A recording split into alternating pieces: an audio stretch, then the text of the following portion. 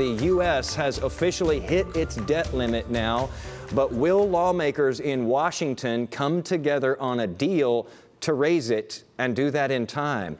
We'll look at the tension that's building in Washington over this as we go forward here, and that's likely to get even worse as we continue over these months ahead. This is a critical time. Today, the Treasury Department says the U.S. reached its debt limit, which forces them now to start what they call extraordinary measures to keep the government fully funded for the next few months. Treasury Secretary Janet Yellen is now urging Congress to act quickly before the nation goes into default. Economists say that could create a spiral into a catastrophe and just devastate financial markets around the world, and with that, your investments like your 401k plan. ABC's M. Nguyen has more today from the nation's capital.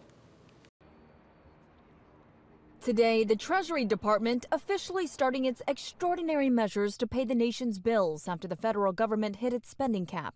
Treasury Secretary Janet Yellen sending a letter to lawmakers warning the aggressive steps she'll be taking, including cutting contributions to federal retirement plans, will only keep the government afloat until around June, before the nation will default on its more than $31 trillion in debt.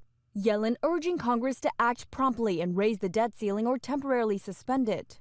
A showdown now looming between the White House and Democrats and Republicans in the House. There seems to be no willingness on either side to come to the tables and negotiate. Speaker Kevin McCarthy and other Republicans insisting on deep spending cuts in exchange for raising the limit. The path that the Democrats are going, they're going to go bankrupt. House Republicans now drafting a plan that would require the Biden administration to prioritize paying back certain debts over others if a deal can't be reached. But that plan would be dead on arrival in the Senate, which is controlled by Democrats. This is not a plan. It is a recipe for economic catastrophe. Economists warn millions of Americans could lose their jobs, while others may have their government benefits like Social Security, Medicare, military salaries stopped, and tax refunds delayed.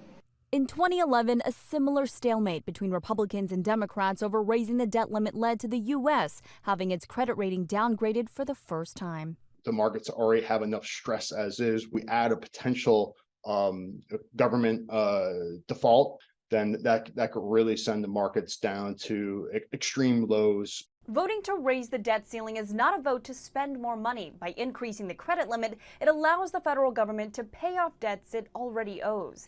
M. Nguyen, ABC News, Washington.